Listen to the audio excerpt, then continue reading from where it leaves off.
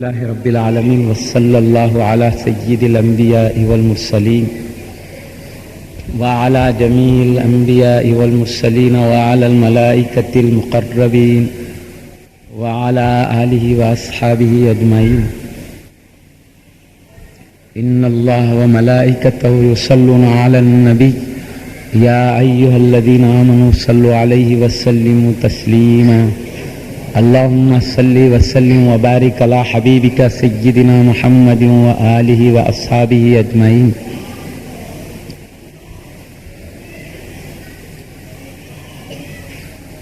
حضرت تقدسنا علامہ سید شاہ نعمت اللہ قادری قبلہ مؤدب جامع نظامیہ و خطیب مسجد العرب الحمودیہ تو حضرت امام صاحب قبلہ مسجد العرب حمودیہ دامت برکاتہم عالیہ جمیع معزز مکرم بزرگان ملت و علماء کرام جمیع قابل احترام سامعین کرام،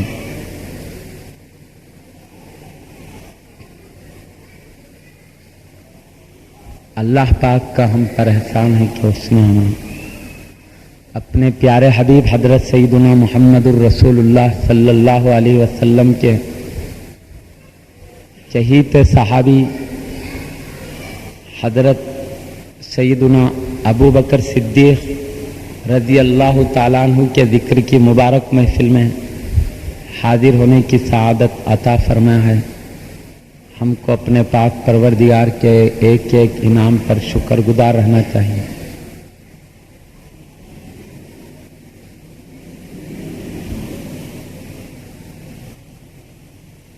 حضرت سیدنا ابو بکر صدیق رضی اللہ تعالی عنہ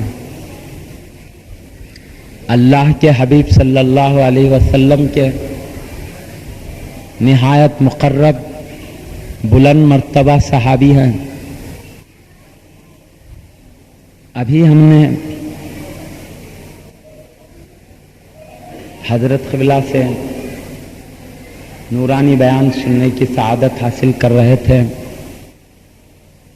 حضرت کی عظمت و شان، ان کے اونچے مقام کو سننے کی سعادت حاصل کر رہے تھے۔ میں کچھ ذکر شریف سے پہلے ہمارے بعد بزرگوں کا حکم ہوا ہے کہ اولیاء کرام بزرگان اعظام کے وصال شریف کے موقع پر، ان کے عرس شریف کے موقع پر اور جب بھی جی چاہتا ہے فاتحہ خوانی کا یہ طریقہ یہ ہم مسلمانوں میں چلا آ رہا ہے، تو اس تعلق سے فاتحہ کیا چیز ہے تھوڑی وضاحت کرنے کا حکم ہوا ہے۔ میں کچھ فاتحہ کے بارے میں ذکر کر کے امیر المومنین حضرت سیدنا ابو بکر صدیق رضی اللہ تعالیٰ عنہ کے ذکر کی سعادت حاصل کروں گا۔ فاتحہ یہ ہر بڑے چھوٹے نوجوان سبھی جانتے ہیں۔ فاتحہ سے مراد سورہ فاتحہ ہے۔ فاتحہ کا مطلب سورہ فاتحہ، فاتحہ پڑھو یعنی سورہ فاتحہ پڑھو، یہ مطلب ہوتا ہے۔ جو ہم فاتحہ پڑھتے ہیں وہ قرآن کریم کی سب سے پہلی سورت ہے۔ اللہ تعالیٰ نے سورہ فاتحہ کو خصوصاً اس امت کے لیے رب کی دربار میں بار بار دعائیں کرنے کے لیے نازل کیا ہے۔ سورہ فاتحہ ایک دعا کا بھی سورہ ہے۔ اس کے 25 نام ہیں سورہ فاتحہ کے، اس میں سے ایک نام سورۃ الدعا بھی ہے، دعا کا سورہ۔ اس میں سب دعا ہے اور اللہ کی دربار میں اپنا معروضہ پیش کرنا ہے۔ اور طریقہ ہے بڑوں کی خدمت میں کچھ معروضہ پیش کرنا ہے تو کیا طریقہ ہے؟ جس کی خدمت میں ہم کوئی درخواست پیش کرتے ہیں تو پہلے کیا کرتے ہیں؟ درخواست میں سب سے پہلے جس کی خدمت میں درخواست پیش کر رہے ہیں ان کے نام کو بڑی عظمت و شان کے ساتھ پہلے لکھ دیتے ہیں، ان کے خوبیاں، ان کی عظمتوں کو پہلے لکھ دیتے ہیں، پھر اس کے نیچے کیا کرتے ہیں؟ اپنی حیثیت بتاتے ہیں، میں کیا ہوں، میری کیا حیثیت، وہ لکھتے ہیں۔ اس کے بعد لکھتے ہیں اے بڑے ہستی، ہمارا یہ معروضہ ہے، ہمارا سوال ہے، پورا کیجیے۔ یہ طریقہ درخواست پیش کرنے کا ہے بڑوں کو۔ سورہ فاتحہ میں دیکھیں گے تو ہم کو ایک درخواست کا سلیقہ ملتا ہے، درخواست کا طریقہ ملتا ہے۔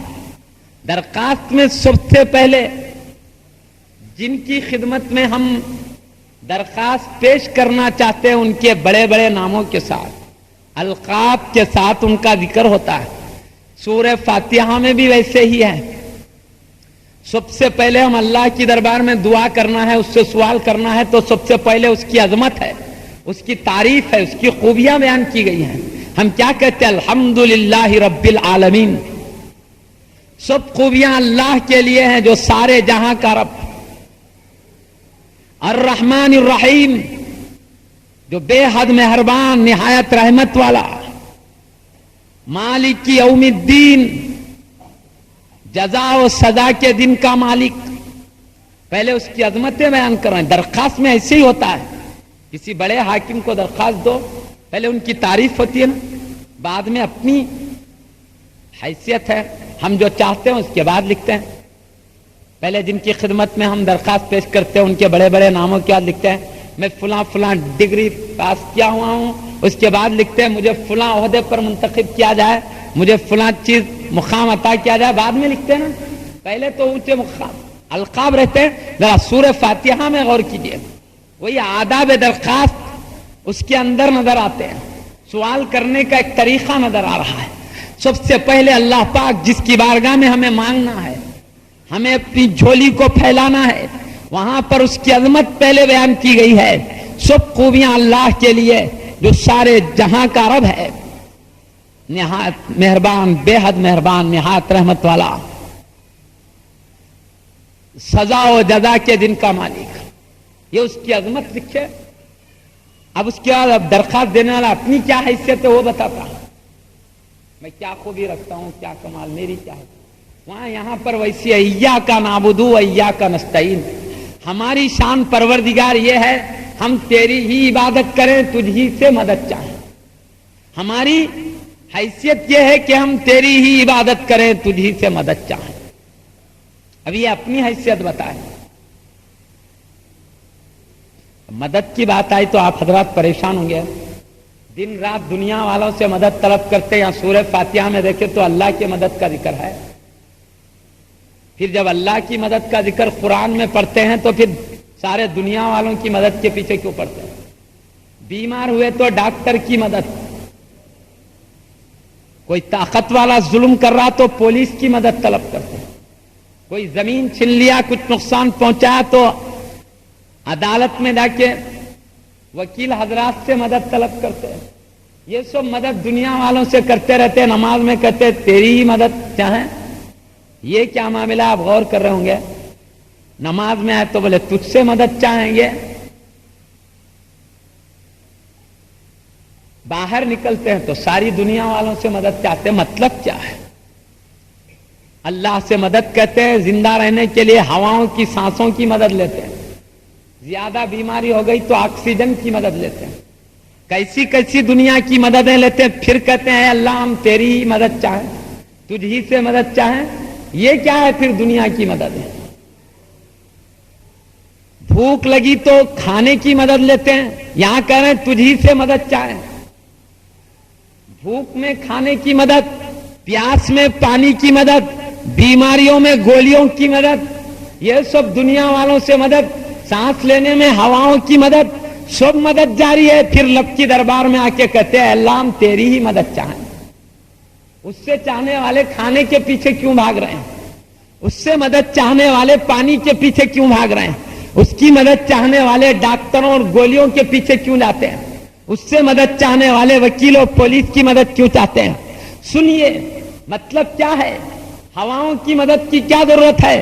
جب ہم نماز میں کہتے ہیں اللہ تجھی سے مدد چاہیں، سورہ فاتحہ میں کہتے ہیں تجھی سے مدد چاہیں، تو ذرا میں واضح کر دینا چاہتا ہوں، مدد چاہنے کا مطلب یہ ہے چاہے ڈائریکٹ مدد ملے بھی تو تیری ہے، کسی کے ذریعے سے ملے بھی تو تیرے پاس سے آ کر مل رہی ہے، یہ مطلب ہے۔ ہوا سے بھی مدد مل رہی، تیری بارگاہ سے آ کے مل رہی ہے۔ ہوا میں مدد کرنے کی طاقت تیرے پاس کی ہے، گولی میں شفا دینے کی طاقت تیرے پاس کی ہے، ڈاکٹروں میں مدد کرنے کی طاقت تیرے پاس کی ہے، پولیس میں تمام وکیلوں میں مدد کرنے کی طاقت تیرے پاس کی ہے۔ مطلب یہ ہوتا ہے جس سے بھی مدد ملے تیرے پاس سے آ کر مل رہی ہے، یہ مطلب ہوتا ہے۔ کھانے میں بھوک مٹانے کی طاقت ہے تیرے پاس سے آ رہی ہے، کھانے میں بھوک مٹانے کی قوت اللہ کی پاس سے آ رہی ہے، پانی میں پیاس مٹانے کی مدد اللہ کے پاس سے آ رہی ہے۔ دنیا کی ہم جہاں مدد طلب کرتے ہیں سب میں مدد اللہ کے پاس کی آ رہی ہے، اس لیے ہم کہتے ہیں اللہ تجھی سے مدد چاہ۔ مطلب مدد ڈائریکٹ ملے یا کسی ہاتھوں سے، ہماری نظر ہوتی ہے کہ یہ تیری دربار سے آئے۔ جیسے بھائی پانی ہمارا گنڈی پیٹ سے اگر آئے نل میں پانی پینے کے لیے، ہم کیا کہتے ہیں؟ ہم گنڈی پیٹ کا پانی پیتے ہیں تو بھی صحیح ہے، نل کا پانی پیتے ہیں تو بھی صحیح ہے۔ کیوں؟ گنڈی پیٹ سے ہی آتا ہے اس لیے اس کا پانی پیتے ہیں، یہ صحیح ہے، کیونکہ نل کے ذریعے ہو کر آتا ہے، نل سے آتا ہے اس لیے نل کا پانی پیتے ہیں، بولو یہ بھی صحیح ہے، کیوں؟ نل سے ہو کر مل رہا نا، وہاں سے ہی نل میں ہو کے آ رہا ہے۔ ایسی اللہ سے مدد آ رہی ہے، یہ دنیا والوں کے ہاتھوں سے ہو کر مل رہی ہے۔ جب اللہ اپنی مدد کو دنیا والوں کے ذریعے کر سکتا ہے تو اپنی مدد اللہ والوں کے ذریعے کیوں نہیں کرتا؟ معلوم ہوا جب دنیا والوں کے پاس سے جو مدد آتی ہے وہ اللہ کے دربار سے ہو کے آتی ہے، اسی لیے دنیا میں ہم جو ولیوں سے مدد حاصل کرتے ہیں وہ مدد بھی اللہ کے پاس سے ہو کے آتی ہے۔ بندہ نواز کے دربار سے جو مدد ملتی ہے وہ بھی اللہ کے دربار سے آتی ہے۔ سلطان الہند غریب نواز رضی اللہ عنہ کے دربار سے جو آتی ہے وہ بھی اللہ کے پاس سے آتی ہے۔ تاجدار بغداد غوث سمدانی رضی اللہ عنہ کے پاس سے جو مدد ملتی ہے وہ بھی اللہ کے پاس سے آ کے ملتی ہے۔ اب جتنے گولوں میں روشنی نظر آتی ہے وہ پاور ہاؤس سے ہو کر آ رہی ہے، یوں کہو پاور ہاؤس کی روشنی یہ بھی صحیح، یوں کہو ہمارے گولوں کی روشنی یہ بھی صحیح۔ کیوں؟ گولوں کی روشنی اس لیے ہم کو گولوں سے مل رہی ہے، پاور ہاؤس کی اس لیے یہ گولوں میں وہیں سے آ رہی ہے، دو بھی صحیح۔ ولیوں سے مدد یہ بھی صحیح، اللہ اپنے دوستوں کے پیاروں سے ہماری مدد کرتا ہے۔ آتی کہاں سے؟ رب کی دربار سے ہو گیا۔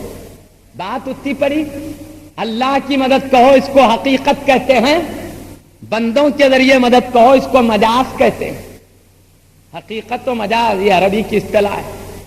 دنیا والے مدد کر سکتے ہیں مدد، تو مجاز اللہ مدد کرتا ہے، حقیقت میں وہ مدد کرتا مگر ان کے ذریعے ہو رہی، اس لیے مجازن یہ مدد کرنے والے۔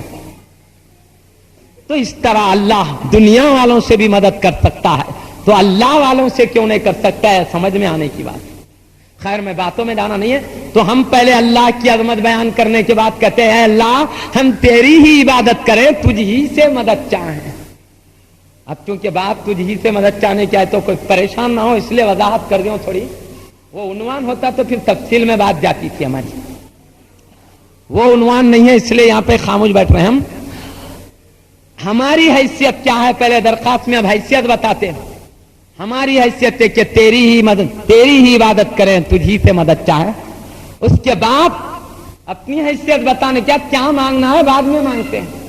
اب سب ہو گیا، جن کی خدمت میں درخواست پیش کرنا ان کی عظمت بیان کر دیے، الحمدللہ رب العالمین الرحمن الرحیم مالک یوم الدین۔ اس کے بعد ہماری کیا حیثیت ہے بتا دیے، ایاک نعبد و ایاک نستعین۔ اب کیا مانگنا ہے؟ اب سوال آتا ہے، اللہ سے سوال کرتے ہیں کیا؟ اہدنا الصراط المستقیم صراط الذین انعمت علیہم غیر المغضوب علیہم ولا الضالین، اے اللہ ہم کو سیدھی راستے پر چلا، ایسی راہ پر چلا جن پر تو نے انعام کیا، تیرے انعام والے بندوں کے راستے پر چلا، ایسوں کے راستے پر مت چلا، ایسوں کے راستے سے بچا جن پر تیرا غضب نازل ہوا، جو تیری راہ سے بھٹک گئے ان کی راستے پر مت چلا، ان سے بچاتے رہے۔ اب سورہ فاتحہ میں کیا ہے؟ اللہ سے دعا ہے، اے اللہ ہم کو سیدھے راستے پر چلا، برے راستے سے بچا۔ ہم بار بار فاتحہ کے ذریعے اللہ سے دعا کرتے رہتے، صبح و شام دعا کرتے رہتے فاتحہ کے ذریعے، اس لیے اللہ ہم کو فاتحہ کے برکت سے صحیح راستے پہ قائم رکھتا ہے۔ جو فاتحہ سے ٹکراتے ہیں کسی بھی راستے میں بھٹک جاتے ہیں۔ کیوں؟ اللہ سے جو ہمیشہ مانگتے رہے صحیح راستہ، بولو اللہ ان کو پہلے نوازے گا، جو مانگنے سے بھاگے ان کو پہلے نوازے گا۔ اس لیے ہم کہتے فاتحہ بار بار پڑھتے رہو، اس میں صحیح راستے پہ قائم رہنے کی دعا ہے، غلط راستوں سے بچنے کی اللہ سے دعا ہے۔ جو فاتحہ کثرت سے پڑھتے ہیں وہ صحیح راستے کی کثرت سے اللہ سے دعائیں کرتے ہیں۔ بعض لوگوں کو صحیح راستے پر چلنا پسند نہیں ہے، برے راستے پسند ہے، اس لیے صحیح راستے کی دعا جس فاتحہ میں اس کو روکتے ہیں۔ ارے بھائی تجھے پسند نہیں ہے صحیح راستے پر چلنا، تو جس کو پسند ہے اس کو تو صحیح راستے پہ چلنے کی اپنے ہی رب کی دربار سے مانگ لینے دے بھی۔ تو نہیں مانگتا ہے تو مت مانگ، مانگنے والے کو کیوں روکتا ہے؟ سورہ فاتحہ یہ سورۃ الدعا ہے، دعا کا سورہ ہے۔ اللہ نے دعا کرنے کے لیے اتارا بندوں کو، دعا جتنی بار کرو اللہ پسند کرتا ہے۔ اب جس کو اللہ کی دربار میں عاجزی پسند ہے، اس کی دربار میں انکسار پسند ہے، بار بار مانگنا پسند ہے، وہ مانگتا رہے گا۔ جس کی طبیعت میں تکبر ہے، اللہ سے مانگنا پسند نہیں ہے، بھاگتے رہے فاتحہ سے، مگر مانگنے والے کو روکے نہیں۔ ہمارا معروضہ ہے مت مانگے، تیری مرضی، مانگنے والے کو روکے مت۔ یہ اپنے رب سے اپنی صحیح راہ مانگ رہا ہے، اپنے صحیح راستے پر ثابت قدمی مانگ رہا ہے، برے راستے غلط راستوں سے اس کی پناہ مانگ رہا ہے، اس سے بچاؤ اپنا مانگ رہا ہے۔ مانگنے والے کو مانگ لینے دو، صحیح راستہ تمہارا کیا جا، تمہیں نہیں مانگنا ہے مت مانگو، یہ اعتراض کرنے والوں سے ہمارا معاملہ ہے، ہمارا معروف۔ بہرحال سورہ فاتحہ 25 ناموں میں سے ایک نام سورۃ الدعا ہے، دعا کا سورہ۔ اس کا ایک نام سورۃ الشفا بھی ہے، شفا کی سورت ہے یہ، پڑھ کے پھونک دو تو بیمار کو شفا ہو جائے، اس لیے سورۃ الشفا بھی ہے۔ سورہ فاتحہ اس کے نام کثرت سے اسی لیے ہیں کہ اس میں کثرت سے خوبیاں۔ ایک نام سورۃ الکنز ہے، خزانے والا سورت، اس میں کیا کیا خزانے اللہ رکھا اور رکھنے والا ہی جانتا ہے، نام تو خزانے والا سورت۔ سورۃ الوافیہ ایک ہے، وافیہ یعنی ایسی سورت جو تمام کاموں کے لیے کافی ہو جائے۔ سورۃ الشافیہ، سورۃ الکافیہ، سورۃ السوال، سورۃ المسئلہ، سورۃ الدعا، سورۃ الفاتحہ۔ فاتحہ بولتے قرآن کھولتے پہلے یہی کھلتا نا، کھولتے ہی پہلے سورہ فاتحہ نظر آتی، اس لیے سورہ فاتحہ مختلف اس کے نام، اس کے مختلف نام ہونا خود بتا رہا ہے اس کی بڑی شان ہے۔ اس لیے اللہ نے جس میں بے پناہ عظمت رکھا، اس کو جتنا زیادہ پڑھو دل اتنا زیادہ روشن ہوگا۔ اب ایک شخص بار بار پڑھ کے اپنے دل کو روشن کر رہا ہے، وہ سعادت مند ہو رہا ہے، اور کوئی نہیں پڑھ رہا مرضی، مگر سعادت حاصل کرنے والے کو روکنا اچھا کیا جی؟ یہ غلط بات ہے۔ سعادت مت حاصل کرو، تمہاری مرضی، حاصل کرنے والے کو روکو، یہ حق نہیں پہنچتا کسی کو۔ کوئی اللہ کی دربار میں اللہ کا کلام کثرت سے پڑھ پڑھ کے اونچا مقام پانا چاہتا ہے، روکنے کا کیا حق کسی کو؟ سورہ فاتحہ کے بارے میں ہے کیا نہیں پڑھنا، بلکہ جو روک رہے ہیں، سورہ فاتحہ جتنا زیادہ پڑھو اتنا زیادہ ثواب ہے، ایک ایک حرف کے بدلے 10 نیکیاں ملتی ہیں۔ کثرت سے پڑھنے سے قرآن دل کا زنگ دور ہوتا ہے، لوہے کا رنگ پانی سے دور ہوتا ہے۔ محمد الرسول اللہ صلی اللہ علیہ وسلم نے ارشاد فرمایا، قرآن کثرت سے پڑھنے سے دل کی کالی، اس کے زنگ دور ہوتے۔ ایک شخص صبح شام سورہ فاتحہ پڑھا، قرآن ہی تو ہے، اگر اس کا دل کا زنگ دور ہو رہا ہے، روکنے کی کیا بات ہے؟ بیچارے کو دل صاف کر رہا ہے، کر لینے دو نا، تم نہیں کر رہے مرضی، کرنے والے کو کیوں روک رہے ہیں؟ ایک ایک حرف کے بدلے 10 نے کیا؟ تم مت کماؤ، مرضی کمانے والے کو کیوں روک رہے ہیں؟ جب تک قرآن پڑھتے رہو فرشتوں کے ہجوم میں رہتا ہے بندہ. تم نہیں رہنا چاہتے فرشتے کے ہجوم میں، مرضی ایک شخص قرآن پڑھ رہا ہے فرشتے اس کو گھیر رہے، تیرا کیا جا رہا ہے؟ کیوں روکتا ہے؟ جب تک قرآن کی تلاوت ہوتی ہے اللہ کی رحمت کی گھٹا سروں پہ چھا جاتی ہے. تو ایک شخص قرآن پڑھ رہا ہے فاتحہ کے نام سے، اس کی سروں پر اللہ کی رحمت چھا رہی ہے، تیرا کیا جا رہا ہے؟ تجھے رحمت کی ضرورت نہیں ہے، تیری مرضی، مگر ایک شخص اللہ کی رحمتوں کے سائے میں، تیرا کیا جا رہا؟ روک رہا کیوں؟ تجھے کیا حق ہوتا کسی کو اللہ کی رحمت سے روکنے کا؟ تجھے کیا حق ہوتا کسی کو نیکیوں سے روکنے کا؟ اللہ کے نبی تو، پیارے نبی تو حرص دلا رہے ہیں، شوق دلا رہے ہیں، کثرت سے قرآن پڑھو دل روشن ہوگا، کثرت سے قرآن پڑھو اتنے اتنے نیکیاں ملیں گے، کثرت سے قرآن پڑھو اللہ کے فرشتے تمہارے لیے دعا کرنے آئیں گے، کثرت سے قرآن پڑھو اللہ کی رحمت کی گھٹا چھائیں گی. حبیب پاک صلی اللہ علیہ وسلم کثرت سے نصیحت کرتے جا رہے ہیں، تاکید کرتے جا رہے ہیں، روکنے والے روکتے جا رہے ہیں. ہم مصطفیٰ کی بات سنیں گے، ان کے خلاف کوئی اور بات ہو تو نہیں سنیں گے. غیر کی بات طبیعت ہے، مصطفیٰ کی بات شریعت ہے. جو مصطفیٰ بولے ہم وہ سنیں گے، ہم شریعت کے پیچھے چلیں گے، کسی کی طبیعت کے پیچھے نہیں چلیں گے. سنیے سورہ فاتحہ اللہ کا قرآن ہے، اللہ کا کلام ہے، اس کو جتنی مرتبہ پڑھو اچھا ہے. یہ تو دعا ہے، اللہ کی دربار میں جتنا دعا کرو اللہ خوش ہوتا ہے. یہ سوال کا سورہ ہے. بھائی دنیا کے لوگوں سے مانگو تو دنیا والے ناراض ہو سکتے ہیں، مگر اللہ کی شان ویسی نہیں ہے. اللہ سے نہیں مانگو تو وہ ناراض ہو جاتا ہے.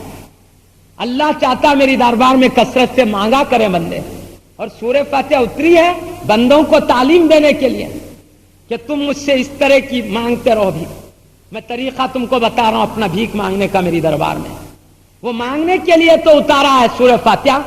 اب اس کا بندہ بار بار اسی صورت سے مانگ رہا جو اللہ نے مانگنے کے لیے دیا ہے سورہ. تو بہرحال اللہ جس غرض سے سورہ فاتحہ دیا ہم وہ غرض اپنا رہے ہیں، مانگ رہے ہیں اللہ سے. فاتحہ مانگنے کا انعام. معزز سامعین کرام،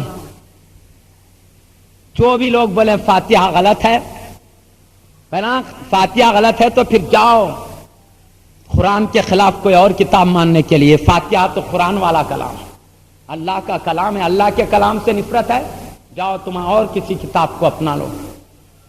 مگر قرآن کو ماننے کا دعویٰ کر کے قرآن کی صورتوں سے روکنا، اس کو پڑھنے سے روکنا، اس کے برکات سے محروم کرنے کی کوشش کرنا، سعادتوں سے دور کرنے کی کوشش کرنا، یہ اچھے انسانوں کا طریقہ نہیں ہے. اچھے انسانوں کی شکل میں کسی لٹیروں کا طریقہ ہو سکتا ہے. دنیا کے لٹیرے تو دنیا لوٹتے ہیں، مگر وہ لٹیرے جو قرآن سے روکتے ہیں ایمان لوٹنے والے لوگ ہیں. اپنے کو بچا کے رکھو سعادتوں سے روکنے والوں سے. اچھے کاموں سے روکنا یہ بھلے لوگوں کا طریقہ نہیں ہے. بدترین قسم کے لوگ بھلے کاموں سے روکتے ہیں. اچھے کاموں سے، قرآن کی تلاوت سے، اللہ کی دربار میں دعا سے روکنا یہ نہایت گھٹیا قسم کے لوگوں کا طریقہ ہے. اچھے لوگ تو خوش ہوتے ہیں بلکہ فرتے مسرت سے ایسوں کی تعریف کرتے ہیں جس کو اللہ سے دعا کرتے دیکھیں، جس کو اللہ کا قرآن پڑھتے دیکھیں. معزز سامعین کرام سمجھو بات کو. فاتحہ ایک اچھی چیز ہے، بھلے لوگ پسند کرتے ہیں، برے لوگ ناپسند کرتے ہیں. معزز سامعین کرام، فاتحہ کے بارے میں آپ کی خدمت میں عرض کرتا ہوں. یہ سورہ فاتحہ قرآن کی ایک سورت ہے، عظیم ترین سورت ہے. 7 مرتبہ کوئی پڑھ لے ایک قرآن کے برابر اس کا ثواب علماء کرام نے. ایسی عظیم سورت کو اگر کوئی بار بار پڑھتے رہے، اللہ سے دعا بھی ہے، بار بار ایمان پہ ثابت قدمی کی دعا مانگ رہے ہیں، گمراہی سے بچنے کی دعا مانگ رہے ہیں. اس طرح مانگتے مانگتے اللہ تعالیٰ کیا بار بار مانگنے والوں کو ٹھکرا دے گا؟ اس کے کرم سے انشاءاللہ نوازے جاتے رہیں گے. اس لیے سورہ فاتحہ کی کثرت بالکل حق ہے، سچ ہے. ہاں جو لوگ کہتے ہیں فاتحہ کو کھانوں پر کیوں پڑھتے ہیں، تو ہم کہیں گے اس کا نام ایک سورت الشفا بھی ہے، شفا والی سورت. کھانے پہ پڑھ دے تو کھانے میں شفا پیدا ہو جاتی ہے. اور قرآن میں اللہ نے برکت رکھا ہے, کھانے پہ قرآن پڑھو تو برکت آ جاتی ہے اس کے اندر. میں آپ کو ایک واقعہ سناتا ہوں, سنیے. ایک صحابی رضی اللہ تعالیٰ عنہ کے پاس چند قبیلے کی عورتیں آئیں اور کہنے لگی ہمارے قبیلے کے بڑے آدمی کو سانپ کاٹ دیا ہے, وہ زہر سے تڑپ رہا ہے, تم میں کوئی منتر دعا پڑھنے والا ہے تو پڑھ کے پھونکے. تو یہ صحابی نے رضی اللہ تعالیٰ عنہ جا کے کیا کرے, پڑھ کے پھونک مار دیے. مارتے اس کی سانپ کے زہر کا اثر اتر گیا. وہ قبیلے کے بڑے آدمی کا سانپ کا جو زہر کا اثر تھا چلے گیا, ایک پھونک میں چلے گیا. وہ قبیلے کا بڑا آدمی خوش ہو کر اتنی بڑی مصیبت سے بچ گیا ہے, اتنی بڑی آفت سے بچ گیا ہے, اس لیے خوشی میں اس نے 30 بکرے صحابی رسول رضی اللہ عنہ کی خدمت میں پیش کر دی. تو انہوں اور ان کے ساتھ والے صحابہ وہ 30 بکروں کو لے کر محمد الرسول اللہ صلی اللہ علیہ وسلم کی خدمت میں حاضر ہوئے. حاضر ہو کر عرض کرتے ہیں یا رسول اللہ صلی اللہ علیہ وسلم, قبیلے کے ایک آدمی کو سانپ کاٹا, ان لوگوں خاندان والوں نے ہم کو منتر پڑھنے کے لیے کہا, ہم نے اس کو پڑھ کے پھونکا تو شفا ہو گئی. تو 30 بکرے انہوں نے تحفے میں خوش ہو کر انعام میں دیا. ہم کھا سکتے ہیں نہیں کھا سکتے ہیں, جائز ہے یا ناجائز ہے, پوچھنے کے لیے آئے حبیب پاک صلی اللہ علیہ وسلم کی خدمت, یہ جائز ہے یا ناجائز ہے. تو محمد الرسول اللہ صلی اللہ علیہ وسلم نے ارشاد فرمایا ہاں جائز ہے, تم کھا سکتے ہو, اور میرا بھی کچھ حصہ اس میں سے نکال دو. اپنے پیارے صحابی کو خوش کرنے کے لیے کہا میرا بھی حصہ نکال دو, تاکہ صحابی کو اور زیادہ خوشی ہو, جس میں خود حبیب پاک صلی اللہ علیہ وسلم شریک ہو جائے. تو اس سے بڑھ کر صحابی رضی اللہ عنہ کیا سعادت مندی اپنے لیے کہا. ارشاد فرمایا حبیب پاک صلی اللہ علیہ وسلم نے تم نے کیا پڑھ کے پھونکا, جو شفا ہو گئی تو کیا پڑھ کے پھونکا. تو صحابی رضی اللہ عنہ نے کہا میں نے سورہ فاتحہ پڑھ کے پھونکا.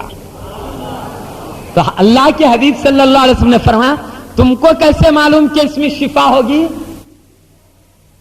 تو صحابی رسول رضی اللہ عنہ نے عرض کیا یا رسول اللہ صلی اللہ علیہ وسلم اس کا ایک نام سورۃ الشفا آپ نے فرمایا, سورۃ الشفا فرمایا, میں سمجھ گیا اس میں شفا ہے, اس لیے پڑھ کے پھونکا تو شفا ہو گئی. سانپ والے پہ پڑھ کے پھونکے تو اس کو شفا ہو گئی, کھانے پہ پڑھ دیں تو کھانے میں شفا نہیں آ جاتی کیا جی, شفا پیدا ہو جاتی. لوگ کہتے نہیں, پوجا کرنے والے لوگ بھی پوجا کا سامان سامنے رکھ کے پڑھتے ہیں, تم بھی فاتحہ سامنے رکھ کے پڑھتے ہیں, دونوں میں کیا فرق ہے, تم پجاری دونوں برابر برابر, یہ کہتے ہیں لوگ. وہ بھی سامنے رکھتے تم بھی سامنے رکھتے, تم میں ان میں کیا فرق, وہ بھی سامنے رکھ کے پوجا کرتے, تم بھی سامنے رکھ کے کھانا فاتحہ پڑھتے ہیں, کیا فرق. تو ان کو بتاؤ آج تک فرق نہیں سمجھے, اللہ تمہیں سمجھ عطا فرمائے. وہ سامنے رکھ کے پوجا پڑھتا ہے, ہم فاتحہ پڑھتے ہیں, یہی تو فرق ہے. فاتحہ اللہ کو پسند ہے, اللہ کے علاوہ غیر کی عبادت اللہ کو پسند نہیں ہے. بولو اللہ کی پسند ناپسند دونوں برابر کیا جی, آج تک فرق کو نہیں سمجھے. کہتے وہ پوجا پڑھتے ہیں تم فاتحہ, دونوں میں کیا فرق, دونوں برابر. ارے برابر کب ہوتے, وہ بھی پوجا پڑھتا ہم بھی پوجا پڑھتے تو برابر ہوتے. اللہ کو اپنے علاوہ غیر کی پوجا پسند نہیں ہے, اللہ چاہتا ہے پوجا ہو میری ہو, عبادت ہو میری ہو, اللہ چاہتا ہے اس کے علاوہ نہ ہو, کیونکہ اللہ کے علاوہ غیر کی پوجا ہوتی اس لیے ناپسند ہے, اور اللہ کو فاتحہ ناپسند نہیں ہے. اللہ کو فاتحہ پسند ہوتی تو مصطفیٰ کو دے کے کیوں بھیجتا. ہم اللہ کی پسند کو پڑھتے ہیں, لوگ ناپسند کو پڑھتے ہیں. دو میں فرق آج تک نہیں سمجھے اللہ, اس لیے ہم دعا کرتے ہیں اللہ ان کو سمجھائے. سمجھے بات کو, فاتحہ میں پوجا میں زمین آسمان کا فرق ہے, دو برابر نہیں ہے.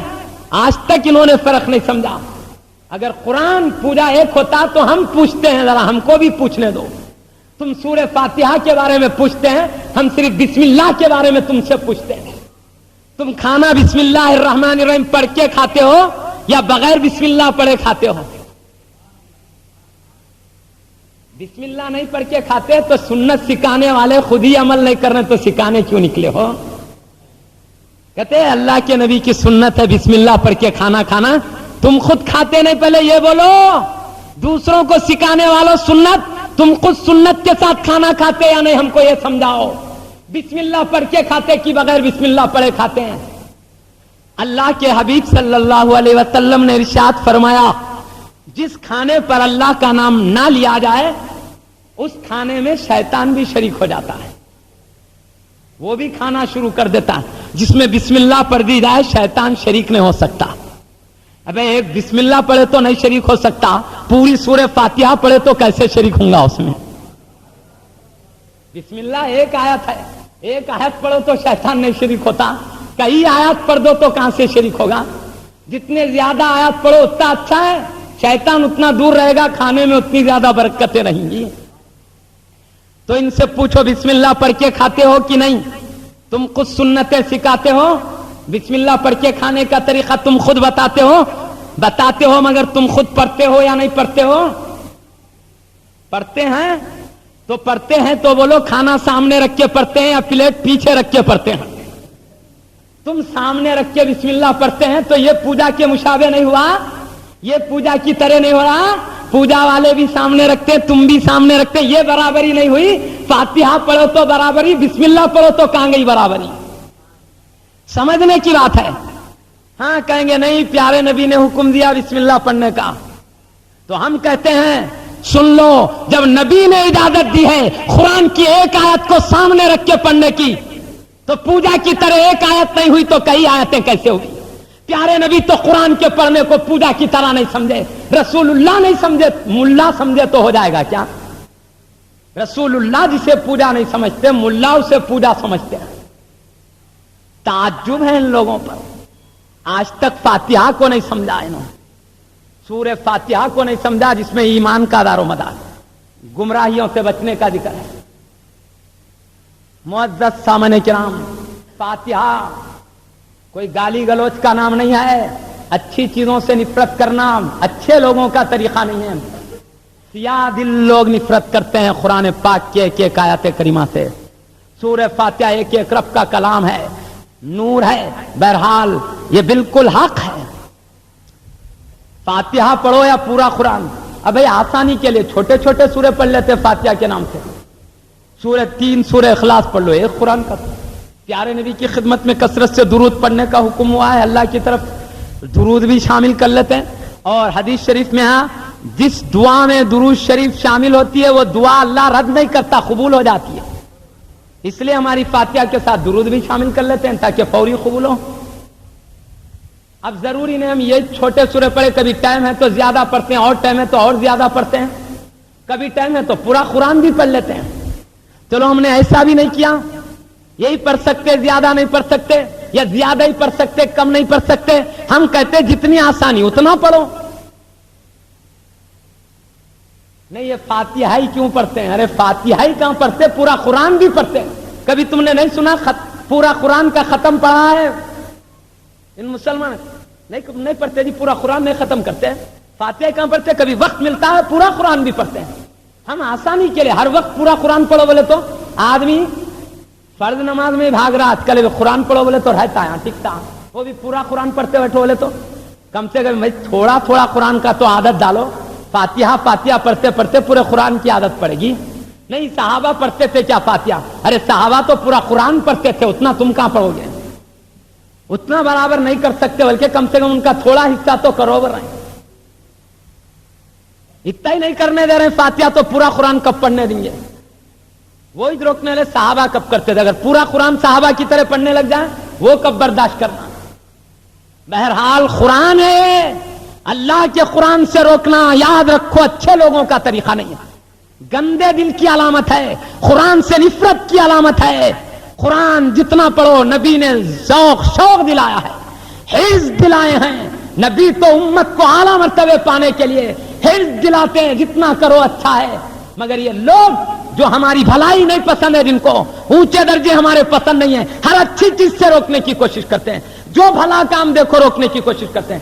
کسی کو کھانا پکا کے کھلائے، یہ 11ویں کے نام سے ہو یا 12ویں کے، وہ روکنے کی کوشش کرتے ہیں. حالانکہ پیارے حبیب صلی اللہ علیہ وسلم نے کہا جتنا کھانا پکا کے کھلاؤ غریبوں کو اتنا زیادہ ثواب ملے گا. کھلا کے پکاؤ اس سے روکتے ہیں، پڑھ کے قرآن اس سے روکتے ہیں، جو نیک کام دکھا ہر اس سے روکتے ہیں. حالانکہ پیارے حبیب صلی اللہ علیہ وسلم ہر اس چیز کی حرص دلائے جس میں اونچے مرتبے ملتے ہیں. احادیث میں کھلانے کے بھی فضائل، قرآن کے پڑھنے کے بھی فضائل ہیں. جن جن چیزوں سے نبی نے حرص دلائی ہے، شوق دلا، ہر اس چیز سے یہ نفرت دلا رہے ہیں. نبی کا نام لے کے نبی کے جذبات کے خلاف کام کرنے والی قوم بھی آج ہماری دنیا میں بستی ہے. اللہ ان کی شرارتوں سے ہم کو بچائے، خود اپنی جانوں کو ہلاکت میں نہ ڈالیں، اپنی آخرت کو خود وہ نہ تباہ کر لیں. اچھی چیزوں سے روک کر، نہیں کرنا الگ چیز ہے، اچھی چیز سے روکنا الگ چیز ہے. نہیں کرو تو خیر مرضی کی بات ہے، اونچے درجے پاؤ نہیں پاؤ اپنے ہاتھ میں. ایک شخص پا رہا ہے نیک کام کر کے، اچھے کام سے روکنا اللہ کے پاس پکا اور گرفت ہو جاتی ہے. اللہ پاک پوچھتا ہے کہ بھلے کام سے تو نے کیوں روکا. سورہ فاتحہ پڑھے، ایک ایک حرف کے بدلے 10 نے کیا دعا ہے، اللہ سے بار بار معروضہ ہے. ہاں ایک بات ہے، ایک راز کی بات، فجر میں اثر میں فاتحہ کثرت سے پڑھتے ہم. اس کا راز یہ ہے فجر کے بعد سنت نفل وغیرہ نہیں ہے، اثر کے بعد سنت نفل وغیرہ نہیں ہے. اس لیے خالی کہ میں پڑھ رہے ہیں. اب لوگ سب دنیا کو چھوڑ کے اللہ کے پاس آ گئے. اب دنیا کے کاروبار کے وقت قرآن پڑھو بولے تو پڑھتے کیا جی. اب اللہ کی طرف دماغ ہے، تھوڑا تھوڑا قرآن کی عادت بنا دو. سنتا ہے نہ نفل ہے. ایک اچھے موقع کے ساتھ قرآن کریم پڑھ رہے ہیں، فاتحہ کے نام سے پڑھو، قرآن کے نام سے پڑھو. قرآن ہی پڑھنا ہے. وہ فاتحہ بھی قرآن ہے، سارے قرآن بھی قرآنی، سارے سورت بھی قرآنی ہے. قرآن کی اب دیکھو جمعہ کے بعد نماز پڑھتے ہی فاتحہ پڑھتے کیا سنت ہے، بلکہ خاموش بیٹھتے. پورے سنتہ نفلہ ہونے کے بعد فاتحہ پڑھتے. کیوں؟ پورے مسلمان جمع ہوئے ہیں، اللہ کی طرف دماغ ہے. اس وقت اللہ کے کلام پڑھنے سے دلوں کا زنگ دور ہوتا ہے. اللہ کے فرشتے دعا کرتے، رحمت کی گھٹا چھا جاتی. کئی فائدے عادت دلا رہے ہیں قرآن پڑھنے. الفاتحہ نے قرآن پڑھو بولنے کا مطلب سورہ فاتحہ پڑھو، کوئی بھی سورت پڑھو. نام تو پہلی سورت کا لے لیے. فائدے کی بات ہے. اس سے بھی روکنا. ہم یہ نہیں کریں ہر ایک جنے پڑھ لیتے بیٹھو، مرضی بھائی. کیا جو فاتحہ کو جائز سمجھتے کیا سارے جہاں کے مسلمان پڑھتے بیٹھے؟ کیا دینی مزاج والے چند لوگ ہی پڑھتے ہیں، ورنہ سارے لوگ تو کوئی سینما میں نظر آتا ہے، کوئی تجارتوں میں مصروف. کیا سو بھی فاتحہ پڑھتے بیٹھے؟ کیا ہم ہر ایک کے خلاف کچھ بول رہے ہیں؟ کئی لوگ نہیں پڑھتے، چند ہیں پڑھنے والے دینی مزاج کے. ان دینی مزاج والوں کو بھی بٹے لگا دینا، ان کو بھی قرآن سے روک دینا، اچھے عملوں سے نفرت پیدا کر دینا، یہ اچھے لوگوں کا طریقہ نہیں ہے. اچھے لوگ بن کر زندگی گزارنا چاہیے اس جہاں میں، تاکہ اللہ کے پاس عزت کے ساتھ باقی رہ سکے جنت میں. ورنہ وہاں بہت پکڑ کی جگہ ہے، یہاں ڈھیل ہے، یہاں پکڑ نہیں ہے. پوری پکڑ مرنے کے بعد ہے. امتحان کی جگہ اللہ نہیں پکڑ کرتا. ہر برائی کو دیکھتا ہے، خاموش رہتا ہے اللہ تعالیٰ. مرنے کے بعد ہے سب سزائے مقرر. بہرحال ہاں پھر ہیلے بہانے کرتے نہیں. پڑھو بھائی، قرآن پڑھنے سے کون روک رہا؟ فاتحہ پڑھنے سے. مگر یہ ثواب کئی کو پہنچا رہے ہیں؟ سالے ثواب کیا ہے؟ یہ فاتحہ پڑھ کے دوسروں کو ثواب کیوں پہنچا رہے ہیں؟ جس کا عمل اس کو کام دیتا، تم پڑھ کے ان کو پہنچا تو کیا ملتا؟ یہ ایک لاتے ہیں نسخہ. ہم بھی پڑھتے ہیں میں قرآن، ہم بھی سب کرتے ہیں. بخشانے کا کیا طریقہ ہے؟ جس کا عمل اس کے ساتھ. تو میں کہنا چاہتا ہوں یاد رکھو، ہم پڑھ کر ہم بخشا رہے ہیں. تمہاری زبان کو تو ہم نے تکلیف نہیں دیا، تمہاری زبان سے تو ہم نے نہیں پڑھوایا. تمہاری زبان کو ہلا ہلا کے پڑھے کیا ہماری زبان کو ہلا کے پڑھے؟ ہم اپنا ثواب پہنچا رہے ہیں تو تم کو کیوں تکلیف ہوتی؟ ہم بھلا کام کر لے رہے ہیں، تمہارا کیا جا رہا ہے؟ ہم اپنا ثواب پہنچا لے رہے اپنے بھائی کو، تمہارا ثواب تو کھینچ کے نہیں دے رہے ہیں. ہاں یہ کہنا جس کا عمل اس کے ساتھ، اس کا مطلب اور ہے. اس کا مطلب یہ ہے میں نماز پڑھا زبردستی اللہ میرا ثواب دوسرے کو دیں گا کیا؟ انہیں نماز پڑھا تو اس کا ثواب میرے کو لکھیں گا، جو نیک کام کریں گا اس کو لکھیں گا. میں خود اپنی طرف سے ایک اچھا کام کر کے اللہ سے بولوں آیا اللہ یہ میرا اچھا کام کا ثواب اس کو دے، تو یہ اللہ دے رہا، میں خود عرض کر رہا ہوں اللہ تو پہنچا دے. ایصال کہتے ہیں پہنچانے کو.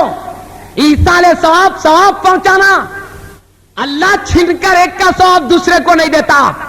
یہ بندہ خود اپنی خوشی سے عرض کرے پروردگار میرے نیک کام کا ثواب میں اسے پہنچاتا ہوں، تو اپنے کرم سے اس کو پہنچا کے بخش دے، اللہ اپنے کرم سے اس کو بخش دے گا. اللہ زبردستی کسی کا ثواب کسی کو نہیں دیتا، خود اپنی مرضی سے کوئی پہنچا تو پہنچ جاتا ہے. اور سنو یہ کہاں لکھا ہے تو میں بتا دیتا ہوں. صحیح بخاری شریف کی حدیث سنیے ایصال ثواب کے بارے میں. نیک کام کر کے اپن ثواب پہنچا سکتے کیا نہیں پہنچا سکتے؟ طبیعت کہتی ہے نہیں پہنچا سکتے، مصطفیٰ کی شریعت کہتی ہے پہنچا سکتے ہیں. سنو میں شریعت کی بات کرتا ہوں.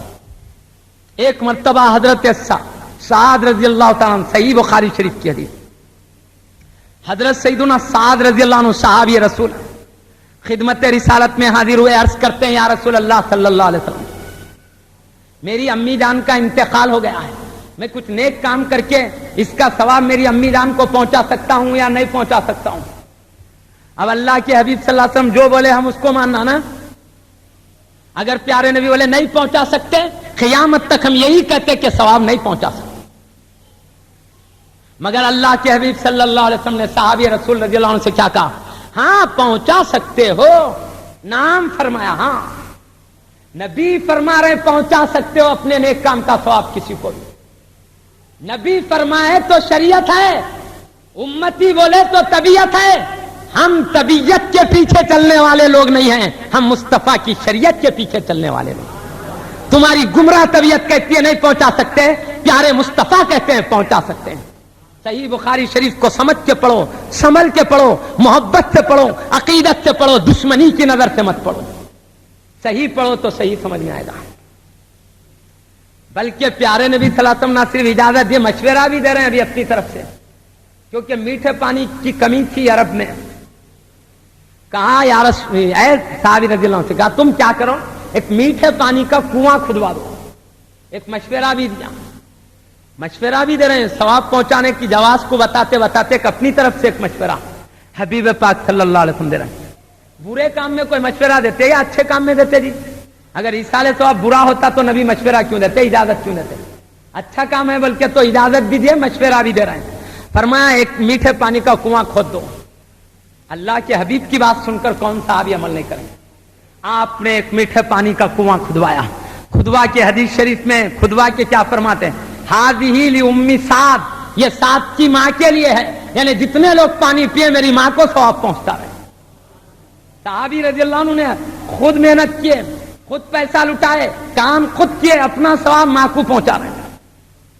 پیارے نبی اجازت دے رہے ہیں، ہم بھی نیک کام ہم کر رہے ہیں، ثواب پہنچا رہے ہیں اپنے بھائی کو. وہی کام کر رہے ہیں جو صحابی نے کیا، وہی کام کر رہے ہیں جو نبی نے اجازت دیا. نبی کی اجازت والی چیز کے خلاف بولنا یہ طبیعت ہے، نبی جو اجازت دی وہ کرنا شریعت ہے. بہرحال لوگ حدیث کا نام لے کے حدیث کے خلاف سمجھاتے ہیں، نبی کا نام لے کے نبی کے خلاف بغاوت سکھاتے ہیں. اللہ ان کو نیک توفیق دے، سعادت مندی دے ان کو. ہم بھی ان کے ساتھ بھلائی چاہتے ہیں، کوئی برائی نہیں. اللہ ان کو نیک توفیق دے تو وہ بھی مرنے کے بعد اچھی زندگی گزاریں گے، ورنہ آج شریعت کے خلاف بغاوت کر کے کل بچنا مشکل ہے. آنے والی زندگی کو دیکھو، آج کی طاقت کو مت دیکھو، آج کی دولت کو مت دیکھو، آج کے عہدوں کو مت دیکھو، بہت جلد ختم ہو جانے والے. کل تنہا اور بے کس ہو جاؤ گے، بے سہارا ہو جاؤ گے. تمہارا دوست ساتھ نہیں دے سکتا، تمہارا بھٹکانے والا ساتھ نہیں دے سکتا، تمہاری طاقت ساتھ نہیں دے سکتی، تمہاری کثرت ساتھ نہیں دے سکتی. سب دھوکے کی ٹٹی ہے، پانی کے بڑبڑے کی طرح موت کے ساتھ ہی سب ختم ہونے والے. آنے والی زندگی سے ڈرتے رہو. کوئی بھی بات شریعت میں غور کیے بغیر، تحقیق کیے بغیر ایسے ہی زبان سے مت چلا دینا. مسلمان وہی کرتے ہیں جو شریعت میں جائز ہے، اس سے بچتے ہیں جس میں شریعت نے جس سے روکا ہے. بڑے بڑے علماء کرام اولیاء اللہ فاتحہ یوں ہی نہیں دیے، یہ سب جانتے تھے شریعت کو تب جائز قرار دیا ہے. ورنہ بڑے بڑے علماء عظمت والے اولیاء برا کام ہوتا تو کیوں کرتے؟ وہ برائیوں سے بچانے والے ہستیاں ہیں، برائی کرنے والے لوگ نہیں ہوتے. وہ اللہ سے ڈرنے والے ہستیاں ہیں، نبی کے سچے غلام ہیں. وہ بعض مت ہستیاں انہوں نے کام. تو بہرحال بات لمبی پڑ جائے گی، میں یہیں پر بات کو ختم کرتا ہوں. اب جو عنوان حضرت سیدنا ابو بکر صدیق رضی اللہ عنہ کا کیونکہ ہم حضرت کی خدمت میں بھی ایصال ثواب کرتے ہیں. بعض لوگ تو نعوذ باللہ ایصال ثواب کو شرک کہتے ہیں. وہ تو تعجب، حد سے زیادہ تعجب کی بات ہے. شرک کس کو بولتے ہیں؟ ان سے پوچھنا شرک بولنے والوں سے، بولتے کس کو شرک؟ جو کام اللہ کے لیے کیا جائے وہ کام بندے کو کرے تو شرک ہوتا نا. شرک بولے تو اللہ کے کام کو غیر کو شامل کرنا. یہ ایصال ثواب کیا اللہ کا کام ہے؟ کیا شرک ہونے کے واسطے؟ کیا اللہ کو بھی ثواب کا کام کر کے پہنچاتے رہتے ہم لوگ؟ اللہ کا کام عبادت کر کے ہم کو اس کی خدمت میں عبادت کرنا ہے، اس کو ثواب پہنچانا، یہ اللہ کا کام ہے کیا؟ اللہ کی عبادت ہے ثواب پہنچانا. ارے ثواب محتاج کو پہنچایا جاتا ہے، بے نیاز ذات کو نہیں. ہم تو ثواب بندے کو پہنچا کے بتاتے ہیں. ان کو بندہ مانتے ہیں، خدا نہیں مانتے. خدا ثواب سے بے نیاز ہے، وہ عطا فرمانے والا ہے، کسی کی عطا کا محتاج نہیں. ہم ثواب پہنچا کے بتاتے ہیں. ہم ان کو اللہ کا بندہ مانتے ہیں، اللہ نہیں. اللہ مانتے تو ثواب کی حاجت ان کو ہوتی نہیں. ثواب پہنچا کے بتاتے ہیں. بندے ہیں، گناہگار کو ثواب پہنچاؤ بخشے جائے گا، نیکوکار کو پہنچاؤ درجات میں بلندیاں ہوں گی، اونچے مقامات ہوں گے، تفصیلات اونچے مقامات ہوں گے. تفصیلات میں جانا نہیں چاہتا اور احادیث و آیات کی میں یہاں پر کثرت پیش کرنا نہیں چاہتا، کیونکہ اصل موضوع سے بہت دور چلے جائیں گے. وہ بھی ہمارے بزرگوں کا حکم تھا، اس تعلق سے تھوڑا تو میں نے عرض کیا ہے. حضرت سیدنا ابو بکر صدیق رضی اللہ تعالیٰ عنہ کے بارے میں ہم نے ابھی حضرت اللہ سے ذکر شریف کی سعادت سننے کی سعادت ہم نے حاصل کیا ہے. میں بھی حکم کی بجاوری کے لیے مختصر ذکر کی سعادت حاصل کر کے بات ختم کر دیتا ہوں. سیدنا ابو بکر صدیق رضی اللہ تعالیٰ عنہ یہ اللہ کے حبیب صلی اللہ علیہ وسلم کے نہایت چہیتے مقرب صحابی ہیں. یہ ہمیشہ حبیب پاک صلی اللہ علیہ وسلم کے ساتھ رہا کرتے.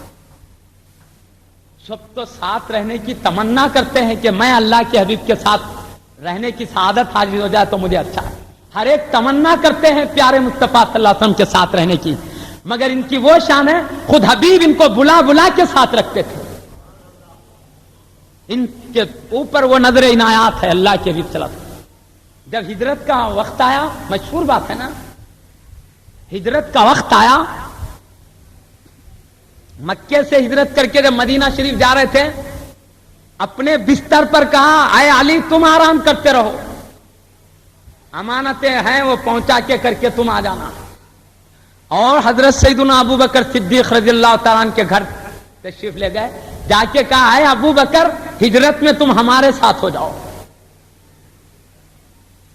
اس طرح اللہ کے حبیب صلی اللہ علیہ وسلم نے حضرت سیدنا ابو بکر صدیق رضی اللہ عنہ کو اپنے سفر کا بھی ساتھی بنا دیا.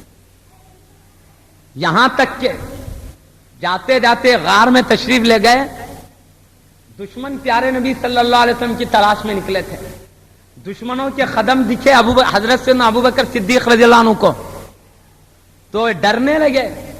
دشمن کے قدم دکھتے ہی ڈرنے لگے کہیں اللہ کے حبیب صلی اللہ علیہ وسلم کو نقصان نہ پہنچے. تو اللہ کے حبیب صلی اللہ علیہ وسلم فرمایا اے ابو بکر ڈرو مت، ہم دو ہیں، ہمارے ساتھ تیسرا ہمارا رب ہے، ہمارا اللہ ہے، ڈرو مت. اللہ تعالیٰ نے اپنے حبیب کے اس کلمے کو جو اپنے رفیق سے فرما رہے تھے قرآن میں ذکر فرمایا. ثانی اثنین اذ ہما فی الغار اذ ہما فی الغار لا تحزن ان اللہ معنا. اللہ پاک فرما رہا دو میں کے دوسرے تھے.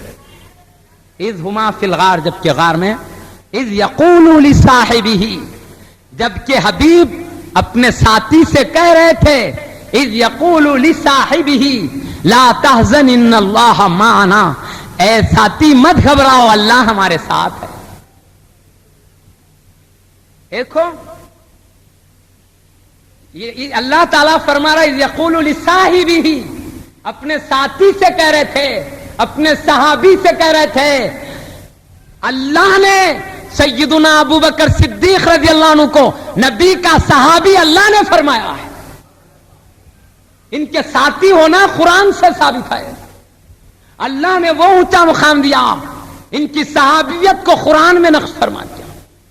اللہ فرما رہا ہے جبکہ میرا حبیب اپنے ساتھی سے فرما رہا تھا، اذ یقول لصاحبہ، اپنے ساتھی سے مراد ابو بکر صدیق رضی اللہ عنہ۔ اللہ نے حضرت سیدنا ابو بکر صدیق رضی اللہ عنہ کا ذکر فرمایا، اور کیسے؟ اذ یقول لصاحبہ لا تحزن، مت گھبراؤ، ان اللہ، بے شک اللہ، معی نہیں فرمایا حبیب صلی اللہ علیہ وسلم، معی میرے ساتھ ہے، اللہ تم مت گھبراؤ نہیں کیا۔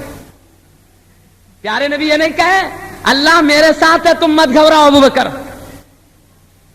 یہ نہیں فرمایا، معی کہتے تو میرے ساتھ ہوتا تھا، معنا فرمائے اے ابو بکر مت گھبراؤ اللہ ہمارے ساتھ ہے۔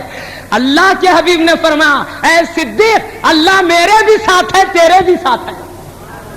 یا ساتھ ہونے کو بتانا کیا مقصد ہے؟ ساتھ تو اللہ کائنات کے ہر ذرے کے ساتھ ہے، مگر یہ ساتھ بتانا خصوصی ساتھ ہے، مطلب نگاہ کرم میرے بھی ساتھ ہے تیرے بھی ساتھ ہے، اللہ کی مدد میرے بھی ساتھ ہے تیرے بھی ساتھ ہے، اللہ کی خصوصی عنایت میرے بھی ساتھ ہے تیرے بھی ساتھ ہے، اللہ کے فضل کا سایہ میرے بھی ساتھ ہے تیرے بھی ساتھ ہے۔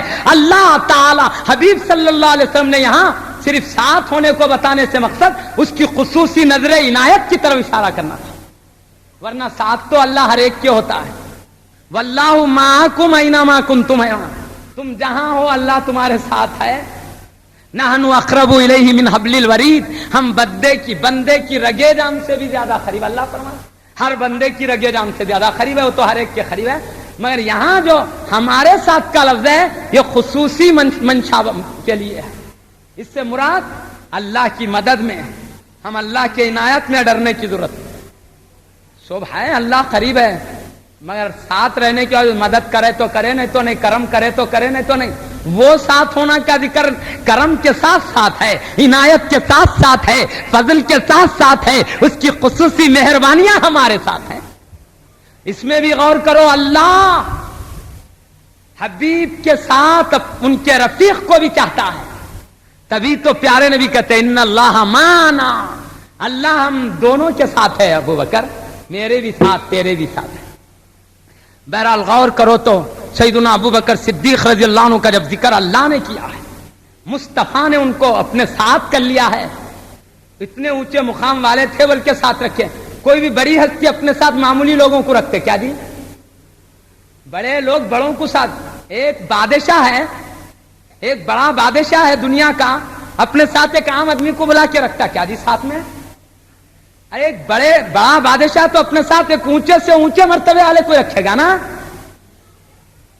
بادشاہ کے ساتھ رہنا کسی کا اس بات کی علامت ہے وہ بڑی ہستی ہے، بلند مرتبے والی ہستی ہے۔ اللہ کے حبیب صلی اللہ علیہ وسلم کا سیدنا ابو بکر صدیق رضی اللہ عنہ کو اور سفر میں اپنے ساتھ رکھنا، ایسے نازک وقت میں اپنے ساتھ رکھنا جبکہ سارے دشمن آپ کی جان کے دشمن بن کے پیچھے پڑے ہیں، پتہ بتا رہا ہے پیارے حبیب پاک کے پاس ابو بکر صدیق رضی اللہ عنہ قابل اعتماد ساتھی تھے، نہایت سچے مخلص جان فدا کرنے والے ساتھی تھے، اعلیٰ درجے والے ساتھی تھے، تبھی تو ساتھ رکھا ہے، ورنہ ان کے خلوص میں ذرا بھی فرق سمجھتے، ان کی عظمت میں ذرا بھی کمی ہوتی تو کبھی ساتھ نہیں رکھے جاتے۔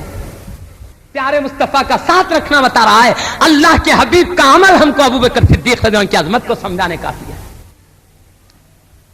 ہم نہیں سمجھ سکتے کسی کی عظمت کو جتنا مصطفیٰ سمجھ سکتے ہیں، ہم کسی کی شان کو اتنا نہیں سمجھ سکتے جتنا پیارے رسول سمجھتے ہیں۔ رسول کے پاس وہ مقرب ہیں چاہے ہمارے پاس کسی بھی درجے میں رہنے دو، رسول کے پاس مقرب ہیں۔ حقیقی درجہ کوئی جانتے ہیں تو وہ رسول جانتے ہیں۔ اللہ مخلوق میں کسی کو صحیح کسی کا مقام بتایا تو مصطفیٰ کو بتایا، مصطفیٰ کی نگاہوں میں ابو بکر صدیق رضی اللہ عنہ کا بلند مقام ہے۔ ہماری نظر چھوٹی، مصطفیٰ کی نظر بڑی ہے، وہ جتنا دیکھ سکتے ہیں ہم نہیں دیکھ سکتے، ہم ان کے مرتبے کو ایسا نہیں دیکھ سکتے جتنا مصطفیٰ دیکھ سکتے ہیں۔ اللہ نے جو مصطفیٰ کے نظروں میں دیکھنے کی طاقت دی ہے وہ ہر کسی کے نظروں میں نہیں ہے، اسی لیے ہم کو اللہ کے حبیب کی نظر کیا ہے وہ دیکھنا۔ پیارے مصطفیٰ سیدنا ابو بکر صدیق رضی اللہ عنہ کو کیا سمجھتے تھے؟ تمام صحابہ میں بلند سمجھتے تھے، اونچے سمجھتے تھے، مخلص سمجھتے تھے، سچے محب سمجھتے تھے، جان فدا کرنے والے سمجھتے تھے، اور واقع تھے بھی ایسے ہی۔ مصطفیٰ جب سمجھ رہے ہوں تو کیا غلط سمجھیں، یہ جو ہے وہی سمجھیں۔ اسی لیے جب غار میں پہنچے، غار کے قریب پہنچے تو پیارے حبیب صلی اللہ علیہ وسلم کہتے یا رسول اللہ صلی اللہ علیہ وسلم ٹھہر جائیے، میں پہلے غار میں جاتا ہوں، آپ بعد میں آنا۔ دیکھو سیدنا ابو بکر صدیق رضی اللہ عنہ کہتے ہیں میں پہلے جاؤں گا، آپ بعد میں آنا۔ اللہ کیا کہتا ہے ذرا وہ بھی سنیے۔ اللہ کا ارشاد ہے قرآن میں، یا ایھا الذین آمنوا لا تقدموا بین یدی اللہ ورسولہ واتقوا اللہ، اے ایمان والو اللہ اور اس کے رسول کے آگے مت بڑھو، اللہ سے ڈرتے رہو۔ یعنی اللہ کے آگے تو کوئی نہیں بڑھتا، رسول کے آگے بڑھنے کو اللہ اپنے آگے بڑھنا فرما رہا، اللہ رسول کے آگے مت بڑھو۔ یہ آیت کیوں اتری؟ ایک صحابی اللہ کے حبیب صلی اللہ علیہ وسلم قربانی دیے نا عید کی، ان سے پہلے ایک صحابی دے لیے پیارے نبی سے پہلے، اللہ تعالیٰ آیت اتارا اللہ رسول کے آگے مت بڑھو، اللہ سے ڈرتے رہو۔ کیا مطلب؟ پہلے میرے حبیب قربانی دے، بعد میں تم دینا، ان سے پہلے تم دیتے ہو۔ مصطفیٰ نبیوں کے امام ہیں، رسولوں کے سردار ہیں، میرے حبیب ہیں، پہلے وہ عمل کریں گے، ان کے پیچھے غلام بن کر تم عمل کرنا، ان سے پہلے تم نہیں۔ حالانکہ قربانی اللہ کی عبادت ہے، اللہ نے کہا میری بھی عبادت ہونا تو میرے مصطفیٰ کے پیچھے غلامانہ انداز کی ہونا، ان سے پہلے نہیں ہونا۔ اور اللہ کے نبی سے آگے بڑھے تھے، اللہ کے آگے نہیں۔ کیوں؟ قربانی نبی دیں گے، اللہ تھوڑی دیتا۔ نبی سے پہلے قربانی دیے تھے، اللہ سے نہیں، اللہ تو دیتا نہیں، اللہ کے لیے دی جاتی ہے قربانی۔ مگر اللہ پاک کیا فرماتا ہے؟ اللہ اور رسول کے آگے مت بڑھو، اللہ فرماتا میرے مصطفیٰ کے آگے بڑھنا، میرے آگے بڑھنا۔ میں یطیع الرسول فقد اطاع اللہ، جو رسول کی اطاعت کرے وہ اللہ کی اطاعت کرے، اللہ خود فرما رہا میرے مصطفیٰ کی اطاعت میری اطاعت ہے۔ ید اللہ فوق ایدیہم فرمایا، صحابہ کے ہاتھوں میں ہاتھ رکھ کے بیعت لیے پیارے نبی صلی اللہ علیہ وسلم، اللہ نے کہا ید اللہ فوق ایدیہم، اے مصطفیٰ تیرا ہاتھ جن کے ہاتھوں پر، جن صحابہ کے ہاتھوں پر، تیرا ہاتھ میں میرا ہاتھ، نبی کے ہاتھ کو اپنا ہاتھ کا، ان کی اطاعت کو اپنی اطاعت کا۔ وما رمیت اذ رمیت ولکن اللہ رما فرمایا۔ جنگ بدر میں پورے اطراف سے دشمن گھیر لیا، آپ بیچ میں آ گئے، مٹھی بھر کنکریاں لے کے دشمنوں کی طرف پھینکے، نہیں معلوم ان کو کیا نظر آ، سب بھاگ گئے اطراف۔ اللہ پاک اس کی طرف اشارہ کر کے فرماتا ہے وما رمیت اذ رمیت ولکن اللہ رما، مصطفیٰ جب تم نے مارا، تم نے نہیں، رب نے مارا۔ نبی کے مارنے کو اللہ اپنا مارنا کہہ رہا ہے، ان کے ہاتھ کو اپنا ہاتھ کہہ رہا ہے، ان کی فرما برداری کو اپنی فرما برداری کہہ رہا ہے، ان کے آگے بڑھنے کو اپنے آگے بڑھنا کہہ رہا ہے۔ اللہ تعالیٰ وہ عزت مصطفیٰ کو دے رہا ہے۔ مطلب کیا؟ جو مصطفیٰ کے آگے بڑھے گا اس کو وہ سزا ملے گی جو میرے آگے بڑھنے کی سزا ہو سکتی ہے۔ واتقوا اللہ کا، اللہ سے ڈرتے رہو۔ میرا مصطفیٰ تو رحمت والا، وہ کچھ نہیں بولے گا، مگر اس کا چاہنے والا رب جلال والا، اس سے ڈرتے رہو۔ یہاں لغزش کرو گے اس کی پکڑ میں آ جاؤ گے، اس کی گرفت میں آ جاؤ گے، اس کی چنگل میں آؤ تو بچ نہیں سکو گے۔ تو اللہ پاک نے فرمایا اللہ اور اس کے رسول کے آگے مت بڑھو۔ قربانی میں علماء فرماتے نہ قربانی میں آگے بڑھ سکتے، نہ چلنے میں آگے بڑھ سکتے، نہ باتوں میں آگے بڑھ سکتے۔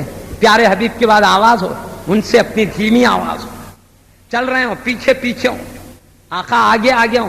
ہاں خود اللہ کے حبیب حکم دیتے تھے صحابہ کو آگے چلو، یہ حکم کے اوپر چلنا الگ بات ہے۔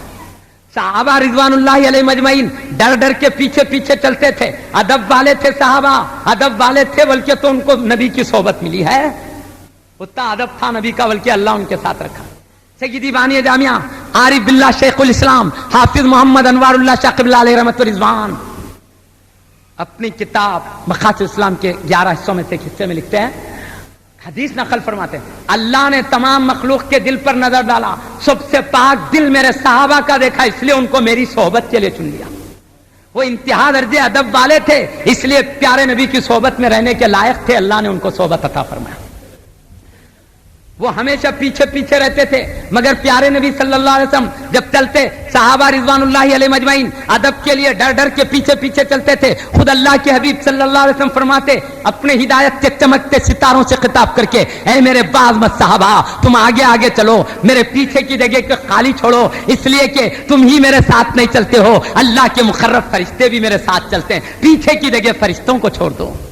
خود نبی حکم دے کے آگے بڑھاتے تھے۔ تو ہر جگہ ہر معاملے میں صحابہ رضوان اللہ علیہم پیچھے پیچھے رہتے۔ مگر آج غار میں جانے کی بات آئی تو صحابی رسول سیدنا ابو بکر صدیق رضی اللہ تعالیٰ عنہ عرض کرتے ہیں یا رسول اللہ صلی اللہ علیہ وسلم، آج غار میں آپ پہلے مت جائیے، میں آگے جاتا ہوں، آپ پیچھے، پہلے میں بعد میں آپ۔ کہیں بھی آگے بڑھنا نہیں ہے، مگر غار میں کیوں آگے بڑھے؟ صدیق اکبر سنیے، یہ آگے بڑھنا بے ادبی کے لیے آگے بڑھنا نہیں تھا، قدموں میں جان نچھاور کرنے کے لیے آگے بڑھنا تھا۔ کیوں؟ غار پرانا تھا، اس میں سانپ بھی ہو سکتے ہیں، بچھو بھی ہو سکتے ہیں، زہر والی چیز بھی ہو سکتی ہے، کئی نقصان اللہ کے حبیب کو نہ پہنچ جائے، جو بھی نقصان پہنچے مجھے نقصان پہنچے، یہ جذبہ ہے۔ اس لیے پہلے آپ اندر گئے، جا کے پہلے غار کو اچھی طرح صاف کیے، کوئی تکلیف دینے والی چیز نہ رہے، ایک کنکر تک بھی نہ رہے میرے حبیب کے تلوے مبارک کو جو تکلیف پہنچا دے۔ اچھی طرح صاف کیے، صاف کر کے کچرے سے بالکل صاف ستھرا کیا۔ اس کے بعد غار میں سوراخیں تھے پرانے زمانے کا، کئی سانپوں کی بلیں تھی، کہا اللہ کے حبیب صلی اللہ علیہ وسلم کو کوئی نقصان دہ چیز اندر سے نکل کے آ کے نقصان نہ۔ اپنے کرتے مبارک کو نکالے، ٹکڑے ٹکڑے کر دیے، اس کے کر کے کیا کرے، پورے کرتے مبارک کو غاریں بند کرنے میں لگا دیے، پورا کرتا شریف ختم ہو گیا، ابھی ایک غار کا سوراخ باقی رہ گیا، غار میں ابھی ایک سوراخ باقی رہ گیا۔ اب کیا کرنا، کچھ بھی نہیں ہے، کرتا بھی ختم ہو گیا۔ اللہ کے حبیب صلی اللہ علیہ وسلم کو بلائے، کہا یا رسول اللہ آپ تشریف لائیے۔ اب اتنے انتظام کے بعد بلائے، کہا یا رسول اللہ سفر سے تھکے ہوئے آپ آرام کیجئے، سر انور کو اپنے دانوں پر رکھا، کہا یا رسول اللہ آرام کیجئے۔ آرام کرنے کے لیے عرض کیا، اس کے بعد آپ خود اپنا پیر بل پہ لگا کے بیٹھ گئے تاکہ اندر سے نقصان دہ چیز نکلے تو مجھے ڈسے، مصطفیٰ کو نقصان نہ پہنچے۔ ذرا دیکھیے عشق نبی، دیکھیے فداکارانہ جذبات، نبی کے ساتھ کیسا گہرا تعلق تھا۔ حضرت سیدنا صدیق اکبر رضی اللہ عنہ اپنے حبیب کے لیے قدموں میں جان نچھاور کرنے تیار۔ آخرکار ہوا ایسے ہی، ایک سانپ نکل کے آیا، دیکھا منہ بند ہے، ڈسا۔ آپ کو اتنی تکلیف ہوئی، کیا تکلیف برداشت سے باہر تھی، مگر اللہ کے حبیب صلی اللہ علیہ وسلم کے آرام کا خیال کر کے بھی زبان سے نہیں نکال رہے تھے۔ پھر ڈس مارا، اور تکلیف ہوئی، اتنی تکلیف کہ آپ تو اپنی آواز کو تو ضبط کر رہے تھے مگر آنسو ضبط سے باہر تھے، آنسو خود ٹپک پڑے، رخ انور پر گرے، چہرے مصطفیٰ پہ آنسو مبارک گرے۔ آپ حبیب پاک صلی اللہ علیہ وسلم نے آنکھ مبارک کھول کے کہا ابو بکر یہ کیا ہے؟ تو کہا یا رسول اللہ صلی اللہ علیہ وسلم یہ سانپ ڈس دیا ہے، تکلیف کی وجہ سے آنسو نکل پڑے۔ اللہ کے حبیب صلی اللہ علیہ وسلم نے اپنا لعاب دہنے مبارک درد کی جگہ لگایا تو اسی وقت درد ختم ہو گیا۔ حبیب صلی اللہ علیہ وسلم کی لعاب دہنے مبارک کی برکت۔ بہرحال یہاں جذبات دیکھیے، اور وہ جو ڈر رہے تھے، کافروں کو دیکھا، غار کے قریب آ گئے، دیکھ کر جو ڈر رہے تھے، یہ مت سمجھیے یہ ڈرنا ایمان کی کمزوری ہے، خوف کھانا ایمان کی کمزوری ہے۔ یہ ابو بکر صدیق رضی اللہ عنہ کمزور ایمان والے تھے اس لیے ڈر رہے تھے، یہ بات نہیں ہے۔ اپنی جان کے لیے ڈرنا ایمان کی کمزوری ہے، اور مصطفیٰ کی ذات کے لیے ڈرنا ایمان کی قوت کی علامت ہے۔ یہ اپنی جان سے نہیں ڈر رہے تھے، مصطفیٰ کی ذات کے لیے ڈر رہے۔ کیوں؟ دشمن ابو بکر حضرت سیدنا ابو بکر صدیق رضی اللہ عنہ کے پکڑنے کے پیچھے نہیں نکلے تھے، حبیب پاک صلی اللہ علیہ وسلم کے پیچھے نکلے تھے۔ ڈر مصطفیٰ کی ذات کا تھا، اپنی ذات کا نہیں۔ اپنی ذات کے لیے ڈرنا یہ ایمان کی کمزوری ہے، مصطفیٰ کی ذات کے لیے ڈرنا ایمان کی قوت کی علامت ہے۔ معزز سامنے کرام، حبیب پاک کی وہ بے پناہ محبت ہے، نبی کے لیے ڈرنا اعلیٰ درجے کے نبی کی محبت کی علامت ہے، ان کی چاہت کی علامت ہے، عشق کی علامت ہے۔ تو اس طرح اللہ تعالیٰ ان عظمت والے امیر المومنین حضرت سیدنا ابو بکر صدیق رضی اللہ تعالیٰ عنہ کے دل میں اپنا خوف بے پناہ، اپنی محبت کے ساتھ اپنے رسول کی بے پناہ محبت، ان کی عظمت، ان کا اکرام، ان کے قدموں پر جان نچھاور کرنے کے جذبات عطا فرمایا۔ وہ مصیبتوں کو آپ نے برداشت کیا ہے، حبیب پاک کے لیے کسی پہاڑ پہ مصیبتیں آتی تو پاش پاش ہو جاتا، مگر سیدنا ابو بکر صدیق رضی اللہ عنہ ہر مصیبت کو سنبھال لیا۔ انہوں نے چاہا جو مصیبت ہو مجھ پر آ سکتی ہے، میرے مصطفیٰ پہ نہیں آ سکتی۔ یہ جذبات تھے حضرت سیدنا ابو بکر صدیق رضی اللہ تعالیٰ عنہ کے۔ ایک مرتبہ، یہ تفسیر کبیر کی بات ہے، قرآن کی عربی پہلے زمانے کے بڑے بزرگ کی تفسیر ہے، بڑے عالم جلیل کی تفسیر ہے، اس کے 8-10 جلداں ہیں بڑے بڑے، یہ تفسیر کے پہلے زمانے کے بڑے درجے کے عالم لکھے، تفسیر کبیر نام ہے اس کا۔ امام فخر الدین رازی رحمۃ اللہ علیہ جیسے عظیم مفسر لکھے ہیں، وہ تفسیر میں ہے، بسم اللہ کی تفسیر میں ایک مرتبہ اللہ کے حبیب صلی اللہ علیہ وسلم نے حضرت سیدنا ابو بکر صدیق رضی اللہ عنہ کو ایک انگوٹی دے کر کہے جاؤ اس پر لا الہ الا اللہ نقش کرا کے لاؤ، لا الہ الا اللہ نقش کرا کے لاؤ۔ نقاش کے پاس جا کے اللہ کے حبیب صلی اللہ علیہ وسلم کی انگوٹی لے کر نقاش کے پاس گئے، جا کے نقاش کو بولتے ہیں اے نقاش، یہ اللہ کے حبیب صلی اللہ علیہ وسلم کی انگوٹی ہے، اس میں لا الہ الا اللہ محمد الرسول اللہ لکھ دو بولتے ہیں۔ یہ بول کے آ جاتے ہیں۔ اس کے بعد میں جو وقت رہتا لانے کا اس وقت جاتے ہیں، جا کے انگوٹی لے کے آتے، سینے سے لگا کے خوشی خوشی خدمت رسالت میں اس انگوٹی کو پیش کر دیتے ہیں۔ جب اللہ کے حبیب صلی اللہ علیہ وسلم نے دیکھا انگوٹی پہ لکھا ہوا ہے کیا؟ لا الہ الا اللہ، نیچے محمد الرسول اللہ، اس کے نیچے ابو بکر صدیق۔ یہ دیکھ کر اللہ کے حبیب صلی اللہ علیہ وسلم مسکراتے ہوئے پوچھتے ہیں اے ابو بکر ما هذه الزوائد یا ابا بکر، اے ابو بکر یہ زائد کیا چیزیں ہیں؟ میں نے تو لا الہ صرف الا اللہ تک لکھنے کا، تم نے اس کے نیچے محمد الرسول اللہ بھی لکھا، پھر اس کے نیچے اپنا بھی نام لکھا ہو، یہ زائد چیزیں کیا ہے؟ میں تو نہیں کہا تھا اتنا لکھانے کے لیے۔ جیسے ہی انہوں نہیں دیکھے جلدی کے مارے، جیسے ہی نام کو دیکھا نیچے ابو بکر صدیق لکھا ہوا ہے، شرمندگی سے سر نیچے جھکا لیا۔ میں نہیں کہا یہ کیوں لکھا ہے، نقاش پریشان تھے۔ اتنے میں سدرۃ المنتہا سے جبرائیل امین علیہ السلام تشریف لائے، خدمت رسالت میں حاضر ہوئے، حاضر ہو کر عرض کرتے ہیں یا رسول اللہ صلی اللہ علیہ وسلم، آپ نے ان کو کہا لا الہ الا اللہ لکھواؤ۔ یہ نقاش کے پاس گئے، جا کر سوچنے لگے کہ میں لا الہ الا اللہ لکھوں اور محمد رسول اللہ ساتھ نہ ہو، یہ پسند نہیں کیے کہ اللہ کے نام سے اس کے رسول کا نام جدا رہے۔ یہ ابو بکر صدیق رضی اللہ عنہ کو گوارا نہیں ہوا کہ اللہ کے نام سے اس کے رسول کا نام جدا رہے، اس لیے انہوں نے نقاش کے پاس اپنی طرف سے لا الہ الا اللہ کے ساتھ محمد الرسول اللہ لکھوایا۔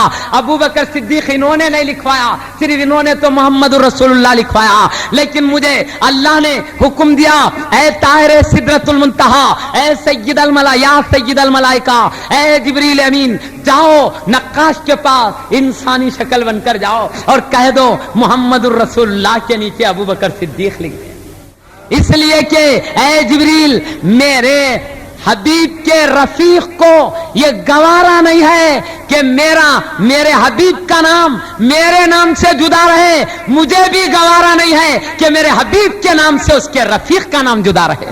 جاؤ تم نے لکھا تو اللہ کے حبیب کا نام اللہ سے جدا رکھنا نہیں چاہتے تھے امیر المومنین رضی اللہ عنہ، اللہ بھی نہیں چاہتا تھا کہ مصطفیٰ سے ان کے رفیق سیدنا ابو بکر صدیق رضی اللہ عنہ کا نام جدا رہے۔ ارے نام تو نام جدا رہے، اللہ کو یہ بھی پسند نہیں ہے کہ ابو بکر صدیق رضی اللہ عنہ کی ذات مصطفیٰ کی ذات سے جدا رہے۔ جب تک دنیا کی زندگی میں تھے تب بھی ساتھ اللہ نے رکھا، جلوتوں میں ساتھ رکھا، خلوتوں میں ساتھ رکھا، سفر میں ساتھ رکھا، حضر میں ساتھ رکھا، ہر جگہ ساتھ رکھا۔ آج گنبد خضرا میں جہاں مصطفیٰ ہیں وہیں ان کے رفیق ابو بکر صدیق رضی اللہ عنہ کو بھی ساتھ رکھا۔ اللہ نے وہ ساتھ دے دیا، نام تو نام ہے، نام کو تو ساتھ رکھنا، ذات کو بھی مصطفیٰ کے قدموں میں رکھا۔ اور خاص بات کیا ہے، جب حضرت سیدنا ابو بکر صدیق رضی اللہ عنہ دنیا سے پردہ کیے، نصیحت کرتے ہوئے پردہ کرتے ہیں، میرے جنازے شریف کو گنبد خضرا کے دروازے پہ لے جا کے رکھنا اور کہنا آپ کے ایک خادم صحابی آپ کی دربار میں آنے کی اجازت چاہتے ہیں، اگر اجازت ملی تو مجھے وہاں رکھنا، اجازت نہ ملی تو مجھے کسی بھی قبرستان میں رکھ دینا۔ تو آپ کی نصیحت کے مطابق گنبد خضرا کے دروازے کے قریب لے جا کر آپ کے مبارک جسم انور کو رکھا گیا۔